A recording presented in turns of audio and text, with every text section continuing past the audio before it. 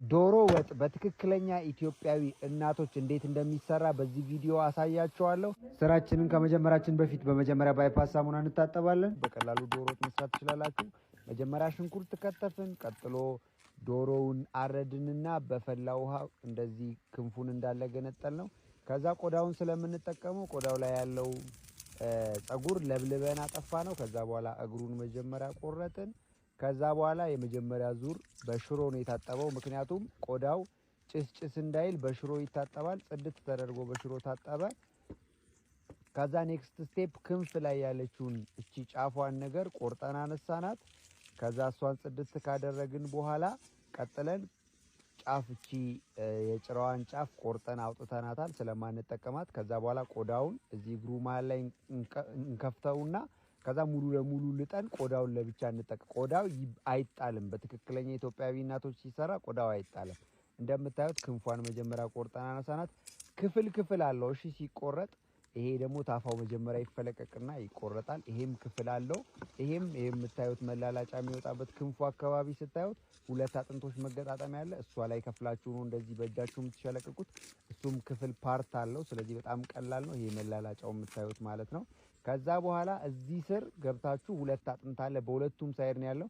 ከዛ ይዛችሁ ስትፈለቅቁት ፈረሰኛ የሚባለውን ፓርት ይዞላችሁ ይወጣል። ከዛ ሆድ ዕቃው እንዳለ ታወጡትና የምንጠቀመው ኦንሊ እቺ መቋደሻ የምትባለውን ነው። እሷን መሀል ለመሀል እንከፍላትና ውስጥ ያለውን ቆሻሻ እንዳለ አውጥተን አንድ ከቨር አላት፣ እሱ ይላጣል።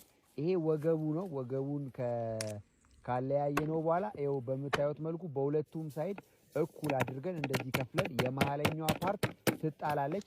ይሄ ከአንገት ላይ የሚወጣ ቆሻሻ ነው። በደንብ ተመልከቱት። ይሄ ከሳጠራውም ላይ ቅድም ካያችኋትም ላይ ይወጣል። ሁሉም ከቀዳዳ ውስጥ ይሄ መውጣት አለበት። ከዛ ሁለት ዙር በንጹህ ውሃ ብቻ ይታጠባል። ከመላላጫ ላይ ይሄ የምታዩትን ፓርት እናነሳለን። ከዛ የመጀመሪያ ዙር በጨው ነው የምትዘፈዝፉት። በጨው ሲዘፈዘፍ ምን እንደሚፈጠር ታያላችሁ። እንቁላል ቀቀልን ከ10 እስከ 20 ቢሆን ችግር የለውም። ዘይት ከመጨመራችን በፊት መርሳት የሌለባችሁ ሽንኩርቱ በደንብ መብሰል ይኖርበታል። ይሄን ተመልከቱ። ትክክለኛ የኢትዮጵያ ባህል ላይ ልፋጭ የሚባለው ቅድም ጨው ስለጨመርን የሚዝለገለግ ፓርት ከስጋው ላይ ይወጣል። ከሁሉም ስጋ ላይ ይሄንን ልፋጭ እናወጣለን። ከዛ ሁለተኛ ዙር ደግሞ በሎሚ ይዘፈዘፋል። የዶሮውን ይሄ የሚሸተውን ፓርት እንዲያጠፋው ያደርጋል። ከዛ በርበሬ ሲጨምሩ መርሳት የሌለባችሁ ነገር የእሳቱ መጠን ትንሽ መሆን አለበት። አለበለዚያ በርበሬው በጣም የሚያቃጥል ይሆናል። ይሄ ፓርት አለው። እሺ በጣም ቀላል ነው። ይሄን ትከፍሉታላችሁ። ቢላችሁ ደግሞ ሻርፕ ካልሆነ የታፋውን አጥንት አትስበሩት። ሌላው መርሳት የሌለባችሁ ዝንጅብልና ነጭ ሽንኩርት ተወቅጦ ከጨው ጋር ግዴታ ነው። ዶሮ እንዲጣፍጥ የሚያደርገው ትልቁ ነገር እሱ ስለሆነ እሱን እንዳትረሱ። ሌላው ማጠብ ነው። ማጠብም እንዳትረሱ። ይሄን ከ3 እስከ 4 ማንኪያ ብትጠቀሙ በጣም ቆንጆ ነው።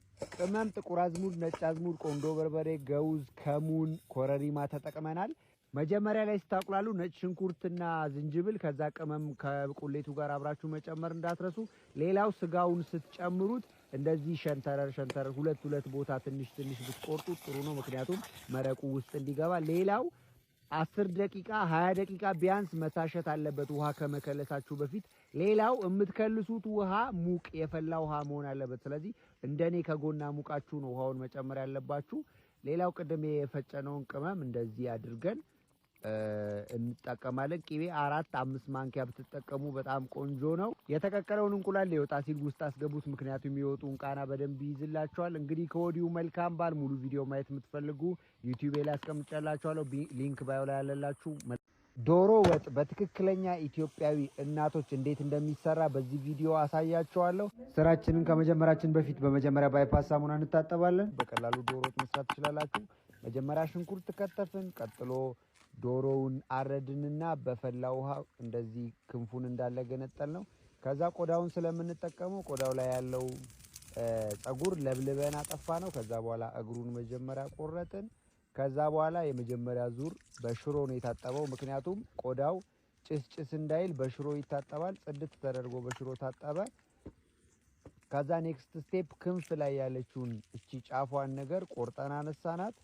ከዛ እሷን ጽድት ካደረግን በኋላ ቀጥለን ጫፍ እቺ የጭራዋን ጫፍ ቆርጠን አውጥተናታል ስለማንጠቀማት። ከዛ በኋላ ቆዳውን እዚህ እግሩ መሃል ላይ እንከፍተውና ከዛ ሙሉ ለሙሉ ልጠን ቆዳውን ለብቻ እንጠቅ። ቆዳው አይጣልም። በትክክለኛ ኢትዮጵያዊ እናቶች ሲሰራ ቆዳው አይጣልም። እንደምታዩት ክንፏን መጀመሪያ ቆርጠን አነሳናት። ክፍል ክፍል አለው እሺ ሲቆረጥ። ይሄ ደግሞ ታፋው መጀመሪያ ይፈለቀቅና ይቆረጣል። ይሄም ክፍል አለው። ይሄም የምታዩት መላላጫ የሚወጣበት ክንፉ አካባቢ ስታዩት ሁለት አጥንቶች መገጣጠሚያ አለ። እሷ ላይ ከፍላችሁ ነው እንደዚህ በእጃችሁ የምትሸለቅቁት። እሱም ክፍል ፓርት አለው። ስለዚህ በጣም ቀላል ነው። ይሄ መላላጫው የምታዩት ማለት ነው። ከዛ በኋላ እዚህ ስር ገብታችሁ ሁለት አጥንት አለ። በሁለቱም ሳይድ ነው ያለው። ከዛ ይዛችሁ ስትፈለቅቁት ፈረሰኛ የሚባለውን ፓርት ይዞላችሁ ይወጣል። ከዛ ሆድ ዕቃው እንዳለ ታወጡትና የምንጠቀመው ኦንሊ እቺ መቋደሻ የምትባለው ነው። እሷን መሀል ለመሀል እንከፍላትና ውስጥ ያለውን ቆሻሻ እንዳለ አውጥተን አንድ ከቨር አላት፣ እሱ ይላጣል። ይሄ ወገቡ ነው። ወገቡን ካለያየ ነው በኋላ ይኸው በምታዩት መልኩ በሁለቱም ሳይድ እኩል አድርገን እንደዚህ ከፍለን የመሀለኛዋ ፓርት ትጣላለች። ይሄ ከአንገት ላይ የሚወጣ ቆሻሻ ነው። በደንብ ተመልከቱት። ይሄ ከሳጠራውም ላይ ቅድም ካያችኋትም ላይ ይወጣል። ሁሉም ከቀዳዳ ውስጥ ይሄ መውጣት አለበት። ከዛ ሁለት ዙር በንጹህ ውሃ ብቻ ይታጠባል። ከመላላጫ ላይ ይሄ የምታዩትን ፓርት እናነሳለን። ከዛ የመጀመሪያ ዙር በጨው ነው የምትዘፈዝፉት። በጨው ሲዘፈዘፍ ምን እንደሚፈጠር ታያላችሁ። እንቁላል ቀቀልን ከ10 እስከ 20 ቢሆን ችግር የለውም። ዘይት ከመጨመራችን በፊት መርሳት የሌለባችሁ ሽንኩርቱ በደንብ መብሰል ይኖርበታል። ይሄን ተመልከቱ። ትክክለኛ የኢትዮጵያ ባህል ላይ ልፋጭ የሚባለው ቅድም ጨው ስለጨመርን የሚዝለገለግ ፓርት ከስጋው ላይ ይወጣል። ከሁሉም ስጋ ላይ ይሄንን ልፋጭ እናወጣለን። ከዛ ሁለተኛ ዙር ደግሞ በሎሚ ይዘፈዘፋል። የዶሮውን ይሄ የሚሸተውን ፓርት እንዲያጠፋው ያደርጋል። ከዛ በርበሬ ሲጨምሩ መርሳት የሌለባችሁ ነገር የእሳቱ መጠን ትንሽ መሆን አለበት። አለበለዚያ በርበሬው በጣም የሚያቃጥል ይሆናል። ይሄ ፓርት አለው። እሺ በጣም ቀላል ነው። ይሄን ትከፍሉታላችሁ። ቢላችሁ ደግሞ ሻርፕ ካልሆነ የታፋውን አጥንት አትስበሩት።